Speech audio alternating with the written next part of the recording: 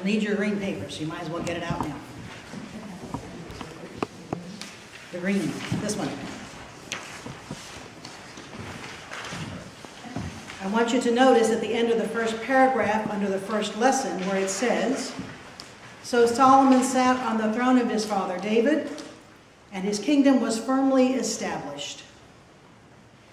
It was firmly established because he killed all the competitors. So just start there. The second thing I want you to notice is right across from where it says first lesson, it says 1 Kings 2, 10 through 12, and then chapter 3, verses 3 through 14. When I have a lection like that to preach on, I want to know what they left out, and I want to know why. I'm a little on the suspicious side, as you well know. And so I read the whole story. And the whole story is that David calls Solomon to be the king, and then Solomon proceeds to kill anybody who might be a competitor to make sure he stays king. And so his throne is indeed firmly established.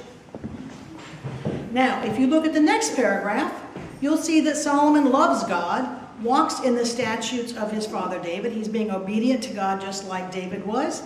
And he sacrifices and offers incense at the high places. Notice the word only. So it says, Solomon loved the Lord, walking in the statutes of his father David, only he sacrificed and offered incense at the high places. This is not a good thing. It wouldn't say only. It would say, isn't he great? Right? Well, here's the deal. The temple in Jerusalem hadn't been built yet. Solomon builds it later in his reign, and it's glorious once it gets built.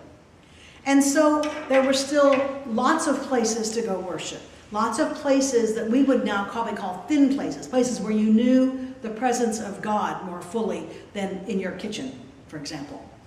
So Solomon has a habit of going up to these places, except that it is now custom to stay in Jerusalem and worship because that's where the Ark of the Covenant is. That's where that horribly sacred piece of furniture has been brought from the Exodus through the wilderness, and it's been put in Jerusalem. It's kind of not where God lives exactly, but it's the symbol of God's presence with God's people. It's in Jerusalem. So what's Saul doing in Gibeon? Worshiping at a high place. So please notice, Solomon may be wise, but he is not perfect. It's very clear. And yet, it's at Gibeon, where he's making his offerings, that God comes to him and says, "What would you have me give you?" And Solomon is smart enough to know the position he's in and the challenges he is going to encounter. And he says to God, "I am a babe in the woods. I do not know how to govern your people, and I am clear that you have put me on this throne, and so help me do it right. Give me the wisdom I need to be the king you would have me be." And God's response is to say, "Good job. You didn't ask for a long life, you didn't ask for riches, you didn't ask for all that other stuff that other people tend to ask for. You asked how to be a good ruler. And so indeed, I will make you a good ruler, and I'll give you all that stuff you didn't ask for too. If," look at the bottom of the reading, very last sentence, "if you will walk in my ways, keeping my statutes and my commandments, as your father David walked, then I will lengthen your life."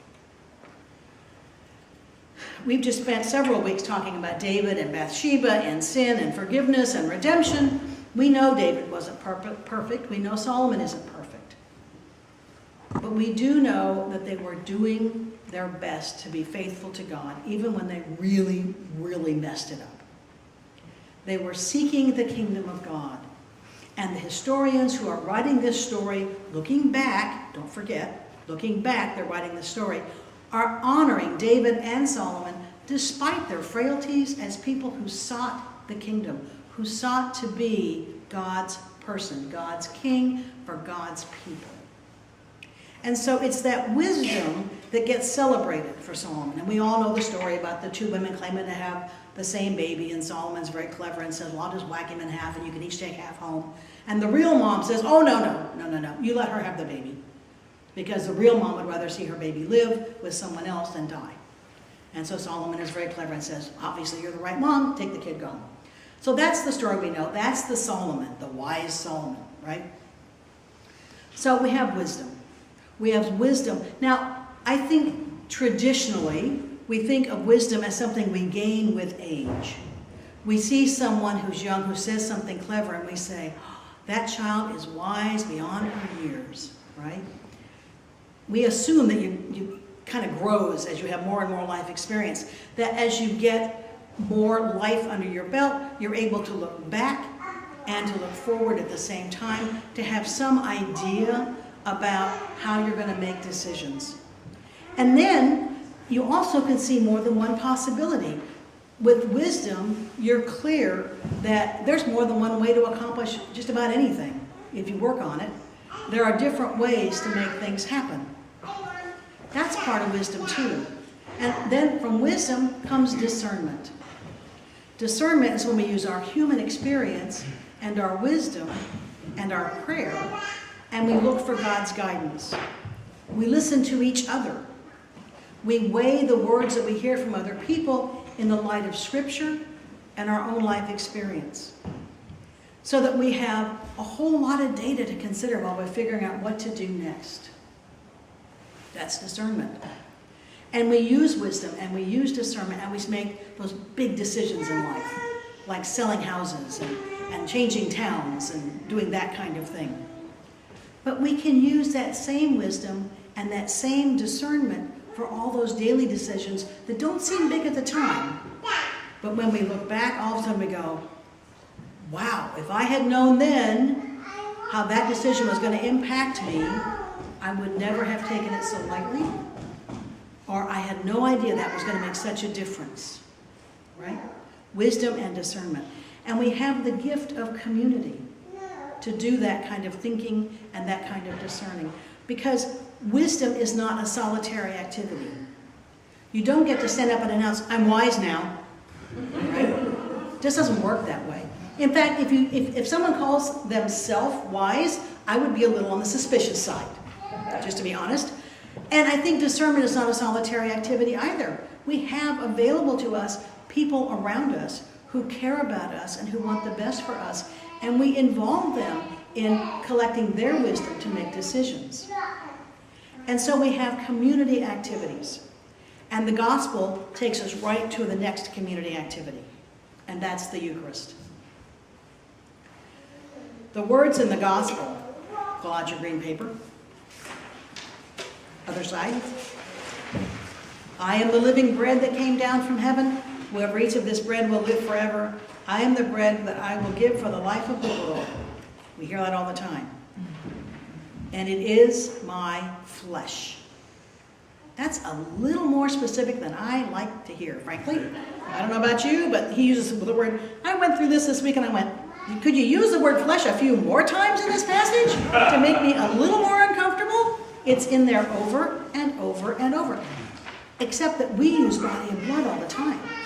It's just a little more euphemistic than to talk about flesh, right?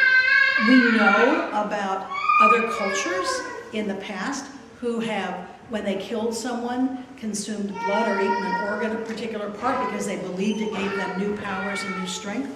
Now, I don't know about you, but when I heard about that when I was in school, that was a symbol of how uncultured they were and how advanced we were, that we knew better than to do that kind of thing. That's a bunch of bunk. We all know that. The fact is there are cultures who have those beliefs, and that's where it stops. It's not about passing judgment on them. Yes? Including us. Thank you very much. Yes. Including me. Let's go there. So we have this struggle because I got to be a little sympathetic with what John calls the Jews, the people who were listening, going, you're standing there. How are you going to give me your flesh? This doesn't make sense. How does this work? And of course, John, we know, writes on several levels. John writes on more than just the physical, in-your-face kind of level. When he was talking to Nicodemus, he talked about being born again, right? Being born again. He did not mean crawl back in your mother's womb, which is where Nicodemus went with it. He was like, you need to be so changed and reformed in who you are that it's as if you were being born again. That's what he was talking about. The same thing is here. This is the best way John and whoever else was writing could think of to say it. It's their way of saying, Jesus made a tremendous sacrifice for us. It involved his choosing to die when he didn't need to. And it involves our remembering his saying, do this to remember me and what I taught you. Okay? So, if we use that language and if we move forward, we have to chew on it. Forgive the pun, unintentional. We have to struggle with it for a few minutes because as Anglicans, we have no definition in the dictionary for what do we mean by all this? What do we mean by body and blood? What do we mean by sacrifice? What do we mean by Jesus commanding us to do this on a regular basis? We're Anglicans. We never define anything that carefully. We say, well, for some of us it means this, and for some of us it means this, and for some of us it means that.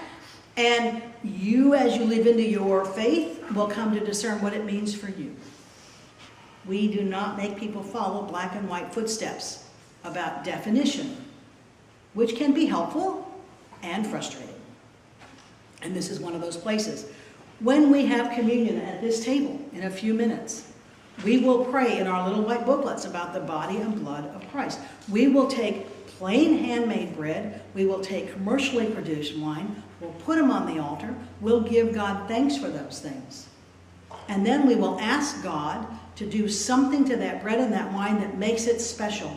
And we say, help us remember the body and blood that this is becoming. Now, we do not mean this is turning into flesh and blood. Be real clear about that. But what we do mean is somewhere between that and this is plain old bread and wine and we're going to go use it with leftovers at the potluck. Somewhere in the middle, we acknowledge that something very, very important has happened. Leftover bread and leftover wine are not put in the garbage. They are not put in the compost. They do not go down the disposal. They go back to nature. The drain in this sacristy goes outside. Every once in a while it gets stopped up, we got to go pull the dirt out of it so it can keep on draining. If we wash wine or breadcrumbs down that sink, they go back outside because they are special and we honor them. When I was in seminary, there was a garden right outside the sacristy at the seminary. And there was a little statue of Mary in the garden. And the tradition is you took the extra wine and you poured it out at the feet of Mary. And you scattered the breadcrumbs for the birds. It did not go in the garbage. We don't know exactly what's going on, but we know it's important. We know it's really, really special.